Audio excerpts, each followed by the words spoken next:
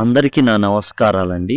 PCV English essay.blogspot.com మీరు ఈ విధంగా సెట్ చేసిన తర్వాత మీకు ఈ విధంగా వస్తుంది. రీడ్ మోర్ అని క్లిక్ చేయాల్సి ఉంటుంది. రీడ్ మోర్ క్లిక్ చేసిన తర్వాత ఈ విధంగా ఓపెన్ అవుతుంది. ఇక్కడ మీకు ఈ బ్లాగ్లో పీసీవీ ఇంగ్లీష్ essay.blogspot.comలో వచ్చేసి మీకు 2024 TET syllabus as well as లిటరేచర్కి సంబంధించిన అంశాలు, అలానే మెథడాలజీ అన్నీ కూడా స్కూల్ అసిస్టెంట్ ఇంగ్లీష్ వాళ్ళకు ఉంటాయి. అలానే స్కూల్ అసిస్టెంట్ ఇంగ్లీష్ వివిధ సబ్జెక్ట్స్ ఏవైతే ఉన్నాయో మ్యాథ్స్, సైన్స్, వాళ్ళకి సోషల్, వాళ్ళకి సంబంధించినటువంటి ఏవైతే ఉన్నాయో గ్రామర్ అంశాలన్నీ కూడా, ఏ అంశాలు స్కూల్ అసిస్టెంట్ ఇంగ్లీష్ వాళ్ళకి కూడా ఉంటాయి. అందరికి కూడా గ్రామర్కి సంబంధించి సేమ్ సిలబస్ కాగా స్కూల్ అసిస్టెంట్ ఇంగ్లీష్ వాళ్ళకి మాత్రం లిటరేచర్ పార్ట్ డిఫరెంట్గా ఉంటుంది. చూడండి, ఆఫ్ స్టడీస్ కాడ నుంచి ప్రతిదీ కూడా మీకు ఇక్కడ ఎంసీక్యూస్, మల్టిపుల్ చాయిస్ క్వశ్చన్స్ ఉన్నటువంటి క్వశ్చన్స్ అనేవి పీడిఎఫ్ రూపంలో ఇవ్వబడ్డాయి. ఇక్కడ నుంచి మీరు పొందొచ్చు. వీటి ద్వారా ఏంటంటే మీరు ప్రాక్టీస్ కూడా చేసుకోవచ్చు.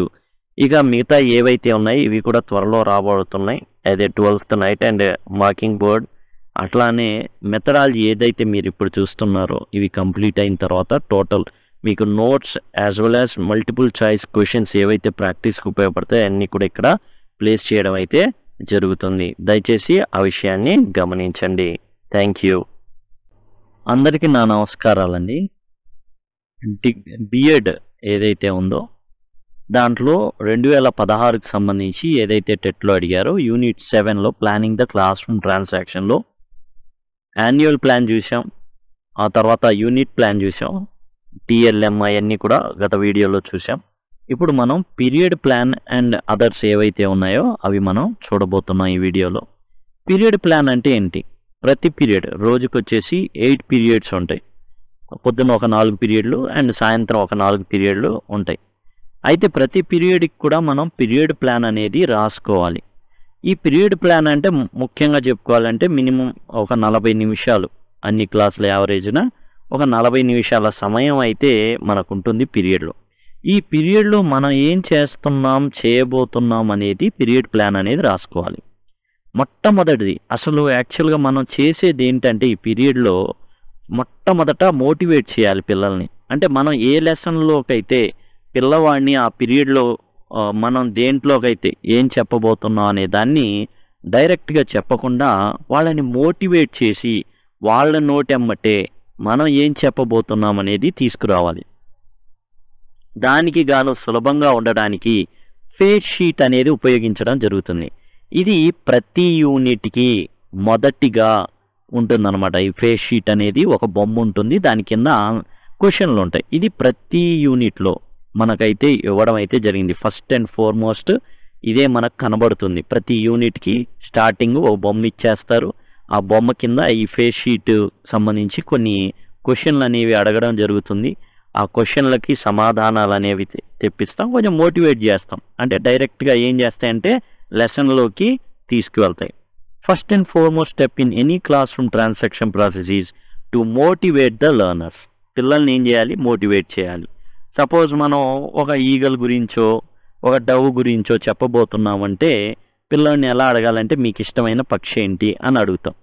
అడిగి వీటిలో అత్యంత సాధు పక్షి ఏంటి, లేకపోతే మీకేమి ఇష్టం, ఎవడో పిల్లోడు డవ్ అని చెప్తాడు, డవ్ అనేసి పెట్టేస్తాం టైటిల్. అట్లా ఇంట్రెస్ట్ని క్రియేట్ చేస్తాం అండ్ రెడీనెస్ అనేది తీసుకువస్తాం. Face sheet meets this purpose. ఈ మోటివేషన్కి ఫేస్ షీట్ అనేది బాగా ఉపయోగపడుతుంది. ఈ ఫేస్ షీట్లో ఏముంటుంది అంటే ఓ పిక్చరో, కొటేషనో, లేకపోతే ఓ పోయమో ఏదో ఒకటి ఉంటుంది. దాని తర్వాత క్వశ్చన్స్ అనేవి ఉంటాయి. Face sheet can be use to warm up the students and generate genuine interest. దీంతో ఏంటంటే ఇంట్రెస్ట్ని కలగజేస్తాం పిల్లోళ్ళు. తర్వాత మనం ఏం చేస్తాం, జనరల్గా ఏమనుకుంటామంటే ఏదైతే టెక్స్ట్ ఉందో అది టీచర్ చదువుతారు, మోడల్ రీడింగ్ లేవండి. ఆ స్థాయికే మనం చెప్పుకుంటుంది, హై స్కూల్ స్థాయికే పిల్లవాడికి చదవడం వచ్చేసి ఉంటుంది. అది ఉన్నత అధికారులు అనుకునేదన్నమాట, వచ్చేసి ఉంటుంది. కాబట్టి మనం ఏం చేస్తామంటే ప్రీ రీడింగ్లో పిల్లోడి చేతే చదివిస్తాం. This involves introducing the reading text. మనం ఏ టెక్స్ట్ చదవబోతున్నాం అనేది పిల్లవాడికి చెప్తాం. Teaching learning materials like pictures, photographs, visual clipping, news articles etcetera. It can also be done by asking you analytical questions. ఇక్కడ మనం చూసుకుంటే ఎప్పుడు చూపిస్తాం టీఎల్ఎం అనేది అంటే ప్రీ రీడింగ్లోనే, ఎక్కడో తర్వాత కాదు. ప్రీ రీడింగ్ మోటివేట్ చేసేసిన తర్వాత టీఎల్ఎం ప్రీ రీడింగ్లోనే చూపిస్తాం. అంటే ఇక్కడ ఏం చెప్పబోతున్నాను ఈరోజు అనేది చెప్తాం అనమాట పిల్లలకి. అయితే చెప్పిన తర్వాత టీచర్ ఏమైనా చెప్తాడా అంటే teacher is passive, teacher is just facilitator, that's all. Communicative language టీచింగ్లో teacher is just a facilitator అంతే.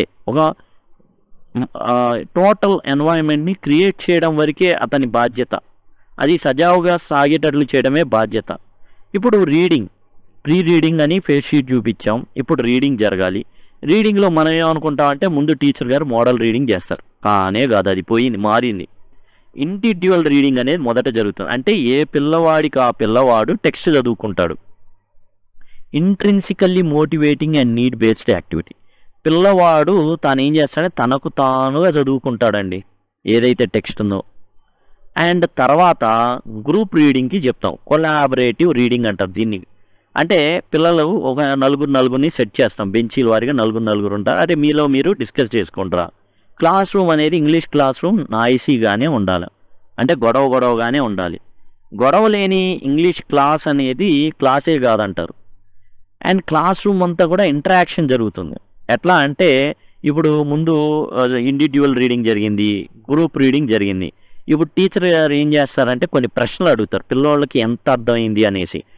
దాని మీనింగ్ చెప్పరు, మోడల్ రీడింగ్ చేయరు, ఏమీ చేయరు. ఎందుకంటే teacher is passive, is just facilitator. English language teacher facilitator, that's it. కాబట్టి teacher ఏం చేయరు, జస్ట్ క్వశ్చన్స్ అడుగుతారు అనమాట.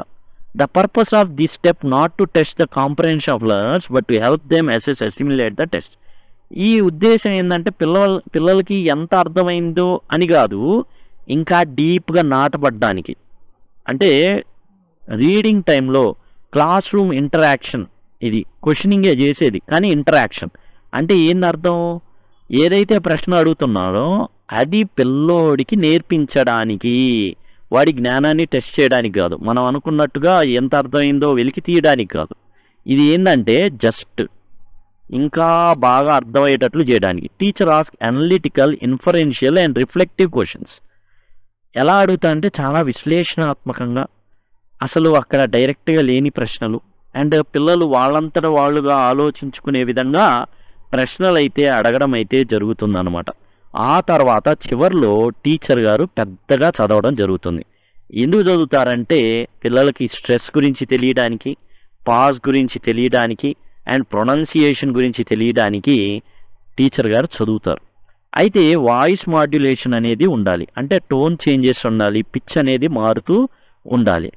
This may be used in junior classes. ఈ రీడింగ్ అలౌన్ బై టీచర్ కూడా జూనియర్ క్లాసుల వరకే, ఏదో 6th to 7th అంతవరకే మహా అయితే, లేదా అది కూడా కాదు, కింది స్థాయి 3rd to 5th 8th వరకు మహా అయితే అంతవరకే, 3rd to 8th. తర్వాత ఇది కూడా ఉండదు, రీడింగ్ అలౌడ్ బై టీచర్ అనేది ఉండదు, మోడల్ రీడింగ్ అస్సలు ఉండదు. The learner should be weaned from depending on listening to teacher reading aloud. అసలు పిల్లోడికి ఈ టీచర్ చదివితే వినాలనేటటువంటిది అసలు ఉండకూడదు. అంటే టీచర్ ఏం చేయడు, just facilitator, he should be silent in the class room. In class room student is the hero. These are student centred classes, not teacher centred classes.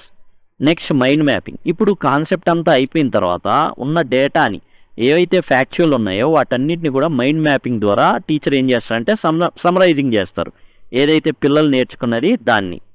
And post reading అంటే ఈ చదవడం అయిపోయిన తర్వాత, అంటే పోస్ట్ రీడింగ్ అంటే ఏంది, individual reading అయిపోయి ఉంటుంది, కొలాబరేటివ్ రీడింగ్ అయిపోయి ఉంటుంది. ఇండివిడ్యువల్ రీడింగ్లో మనం జస్ట్ ఏం చేస్తాం, పిల్లల్ని మోటివేట్ చేస్తాం, ఏం చెప్పబోతున్నామో చెప్తాం, ఫేస్ షీట్ ఉపయోగిస్తాం, క్వశ్చన్లు అడుగుతాం, మోటివేట్ చేస్తాం, వార్మప్ చేస్తాం, అయిపోయింది.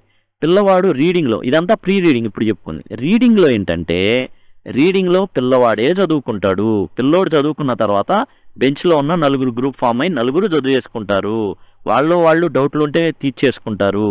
ఇప్పుడు టీచర్ ఏం చేస్తాడంటే జస్ట్ కొన్ని అనలిటికల్ క్వశ్చన్లు అడిగి, ఇంకా అది డీప్గా ఇన్ఫరెన్షియల్ క్వశ్చన్స్ అడిగి, ఇన్ఫరెన్షియల్ అంటే డైరెక్ట్లీ నాట్ స్టేటెడ్ మీనింగ్ని తీసుకొచ్చేటట్టు చేసి పిల్లల్ని వాళ్ళకు వాళ్ళే ఆలోచించుకునేటట్టు రిఫ్లెక్టివ్ క్వశ్చన్స్ అడిగి మనం ఏం చేస్తాం అంటే వాళ్ళలో అసిమిలేట్ అంటే జీర్ణం అయ్యేటట్టు చేస్తాం ఆ టెక్స్ట్ని, అంతేగాని మనం అర్థం చెప్పము.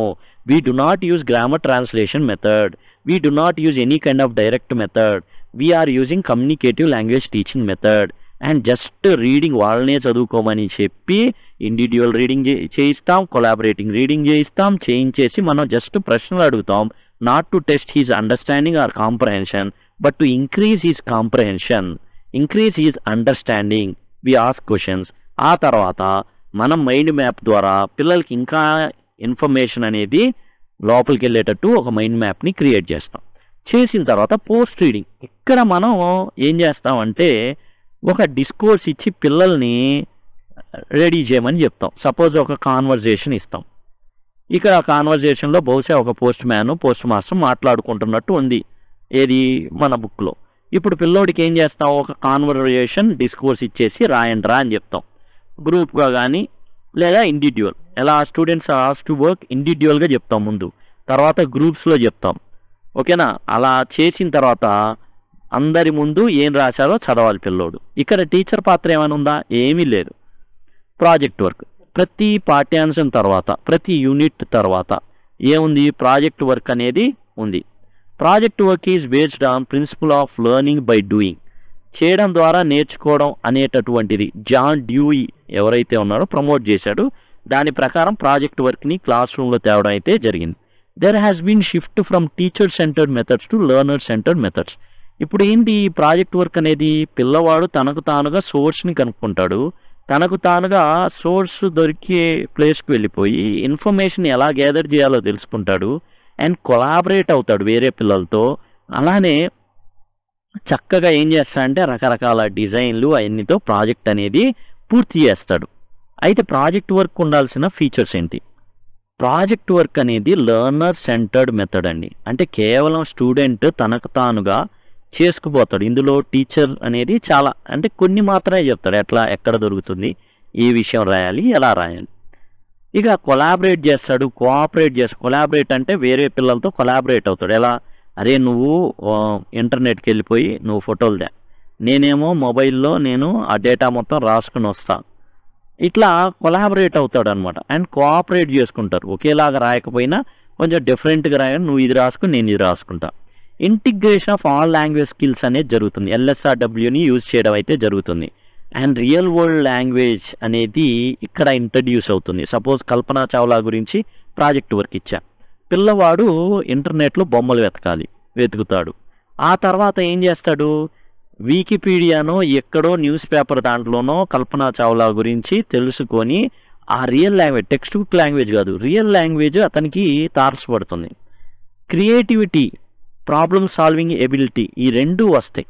క్రియేటివ్గా అసలు బొమ్మలు గీస్తాడు, డిజైన్లు పెడతాడు, అలానే స్కెచ్లు వాడతాడు. ఏదైనా కొన్ని ప్రాబ్లమ్స్ ఎదురవుతాయి ఇతను దీన్ని ఫుల్ఫిల్ చేసుకోవడంలో, ఇన్ఫర్మేషన్ దాన్ని అచీవ్ చేస్తాడు, ఎట్లా అయినా సరే అధిగమించి మరీ చేస్తాడు. హయ్యర్ ఆర్డర్ థింకింగ్ స్కిల్స్ అనేవి అలవాటు అవుతాయి. అటానమస్ లెర్నింగ్ అంటే సొంతగా నేర్చుకుంటాడు. Enhances communication and interpersonal skills, ఈ కమ్యూనికేషను ఇంటర్పర్సనల్ స్కిల్స్ అన్నీ కూడా వస్తాయి. ఎలా వస్తాయి? ఇప్పుడు వీడికి డేటా కావాలి, వెళ్ళి ఏం చేస్తాడంటే ఓ ఇంటర్నెట్ సెంటర్ దగ్గరికి వెళ్ళిపోయి అడుగుతాడు ఒకటి, లేదా ఇంటి పక్కన ఉన్న అక్కనో చెల్లినో ఎవరో ఒకళ్ళు పెద్దవాళ్ళని చదువుకున్నారా వాళ్ళ దగ్గరికి వెళ్ళి, మామూలుగా అయితే మాట్లాడు, వెళ్ళిపోయి అక్క నాకు ఇది కావాలి, లేకపోతే అన్న ఇది నాకు కావాలి, ఇలా ఏం చేయాలి, లేకపోతే ఫాదర్నో మదర్నో, ఇలా ఇంటర్పర్సనల్ స్కిల్ ఏర్పడుతుంది. లేదా ఎవడైతే ఇలా ఇంటర్పర్సనల్ స్కిల్ ద్వారా అచీవ్ చేశాడో వాడితో కోఆపరేటివ్ రెండు అవుతాయి. యాక్టివ్ పార్టిసిపెంట్స్ ఆఫ్ లెర్నర్స్ చాలా యాక్టివ్గా దీంట్లో పార్టిసిపేట్ చేయడం అయితే జరుగుతుంది. ఇక ప్రాజెక్ట్ వర్క్ చేసేటప్పుడు స్టెప్స్ ఏంటంటే హోల్ క్లాస్ యాక్టివిటీ అండి ఇది. Teacher tells the purpose of the ప్రాజెక్ట్లో దాని ఉద్దేశం ఏంటో మాత్రమే టీచర్ చెప్పడం జరుగుతుంది.